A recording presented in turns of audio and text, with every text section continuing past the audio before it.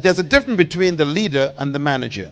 I want to give you those differences very quickly. First of all, the manager administers, but the leader innovates. The manager is more concerned about administering policy. A leader is more concerned about innovating things that never happened before. Number two, the manager is a copy. They imitate people, but the leader is an original. They keep changing on you. Thirdly, a manager maintains the status quo, but a leader develops new things. A manager, therefore, doesn't want to rock the boat. They like to keep things the way they meant it. They like to focus on following the rules. Leaders break the rules. Managers don't want to upset anyone. Leaders upset everybody all the time. Number four, the manager focuses on systems, following the book, following the policy book, following the traditions. That's a manager. But a leader focuses on people. They're more concerned about whether the people are growing, whether they are expanding, whether they are developing. Number five, the manager relies on control. The leader inspires people to trust her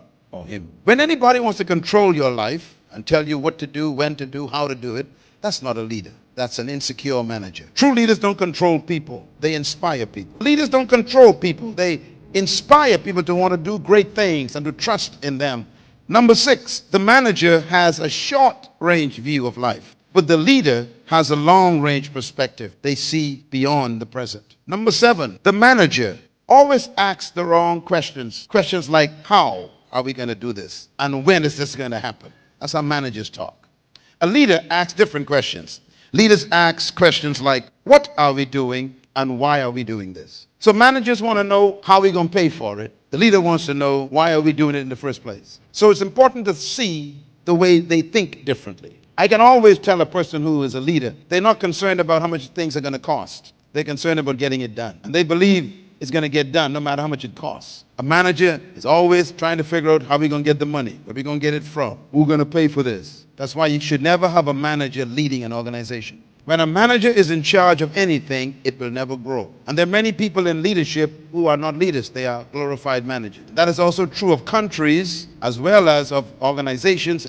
You don't want to put a person at the head of an organization who has a manager mentality. So you must check constantly to see if you are a manager or a leader. Number eight, the manager has his eyes always on the bottom line, but the leader has his or her eyes on the horizon. The manager always wants to know, how are we doing? And how much are we making? What's the profit margin? The leader thinks differently. He thinks on where are we going in the next 10 years? And what are we going to be achieving in the next 40 years? They see the future. Number nine, the manager imitates, but the leader originates. These are not leaders, these are imitators. They don't have a voice, they have an echo. A true leader doesn't follow fashion, they create it. So a manager imitates, but a leader originates. Number 10, the manager accepts the status quo, but the leader always challenges it. Leadership is about change. It's not about maintenance. Managers maintain things. Leaders change things. Managers are always wanting to make sure they follow the line. They stay with tradition. They don't upset what they meant there. That's a manager. A leader will ask questions like, why are we still doing this? This ain't working no more. And a manager would say, yeah, but that's the way it's been for 40 years. The Archbishop put that in place 30 years ago. The Archbishop is dead. A leader is not afraid of ignoring history. Why? They're too busy making history. So true leadership is not about the status quo. It's about challenging the boundaries. Number 11, the manager is really just a classic soldier. They obey orders. Yes, sir. No, sir. Right, sir. Sir. That's a manager. A leader is their own person. They will follow their passion. They will pursue their purpose, even if you disagree. That's a leader. They don't wait for your approval. They believe in what they're doing at the expense of friendship. Are you willing to lose friends because of your purpose? Are you willing to lose family because of your purpose? Leaders are their own person. They don't try to be accepted by everyone. Number 12, the manager does things right, but the leader does the right thing. Two different concepts. The manager focuses on doing things the right way, even if what they're doing is no longer valid. But the leader wants to know, are we doing the right thing? So there's a difference between the way the leader thinks and the manager thinks. An army of lions led by a sheep They'll always be defeated by an army of sheep if they are led by a lion. What's the paradox? The principle is the followers will be determined by the quality of the leader. True leaders can transform cowards into warriors. A true leader can transform frightened, intimidated people into fearless, bold people. The leader can do that. Never blame the followers for the condition of the organization. Can I say it again? You're not listening. I said, if the organization is not succeeding, you don't blame the followers. Have you noticed that when a football team loses, you never fire the players? Who do you fire? The coach. Because there ain't nothing wrong with the players. You bring a new coach in, and the same team that was losing begins to win. If your people stop growing, it's because you stopped growing. If the people stop dreaming, it's because you have stopped dreaming. And so if you want to be a great leader, you must be like the lion. You must inspire people to greatness. Think of the lion. Here's a paradox of the lion. The lion is the leader in the animal kingdom. Now, what makes the lion a leader? This is a mystery to me. First of all, the lion is not the tallest animal in the jungle. He's not the strongest animal in the jungle. He's not the most powerful animal in the bush. The lion is not even the biggest animal in the bush. He's not the most intelligent. As a matter of fact, the chimpanzee is more intelligent than the lion. The elephant is much more intelligent than the lion. So the lion is a mystery. He's not the biggest, the strongest, the tallest, the most powerful, and not the most intelligent. And yet, he's the leader. That means if you are not the biggest person in this room, or the tallest, or the strongest, or the most powerful, or even the most intelligent, you can still be the leader.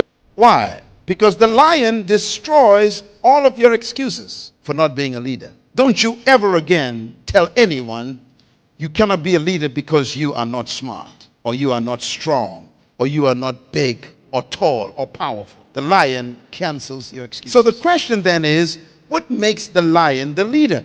How can you be a leader if you ain't the most powerful, or the strongest, or the tallest, or the most intelligent? One word: attitude. Your attitude is what makes you a leader. Attitude, therefore, has more to do with leadership than skill, or power, or size. The elephant is more powerful than the lion. The bull is more forceful than the lion. The giraffe is taller than the lion. And yet the lion eats all of them for lunch. Why? Because of attitude. A leader is distinguished from a follower by their attitude.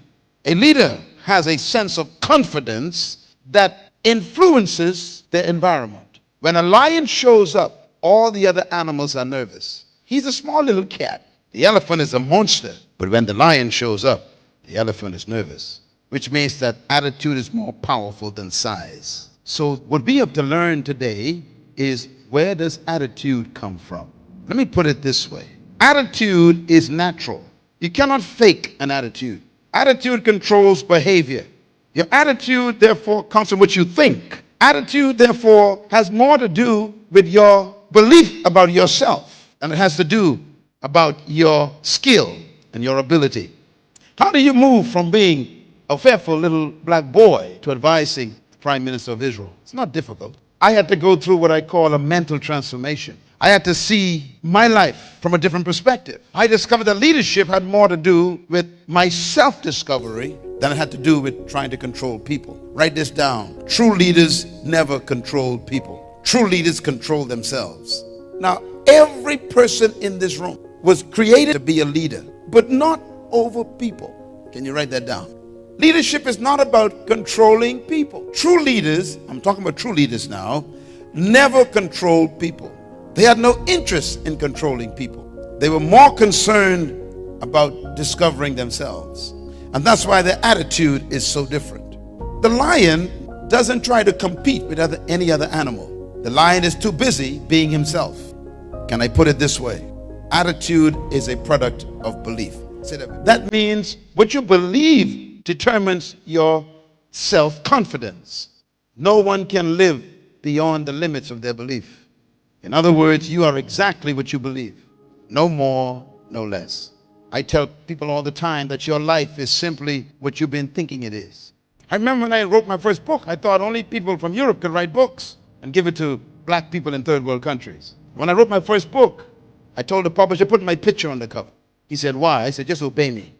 He said, why? I said, because I want black people to see that a black man could write a best-selling book. Attitude. I have no ego problem. I love myself more than I love you. So what you think about me doesn't matter at all. I didn't come here to impress you at all. I'm already impressed by myself. Attitude comes from your belief system. And your belief system comes from what you think about yourself. And what you think about yourself is your personal philosophy. Where does philosophy comes from?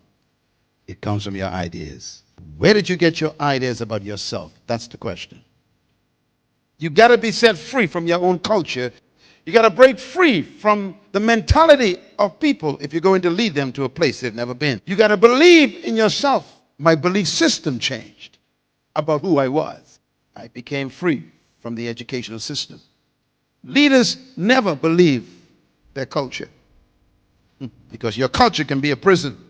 True leaders discover something outside of their culture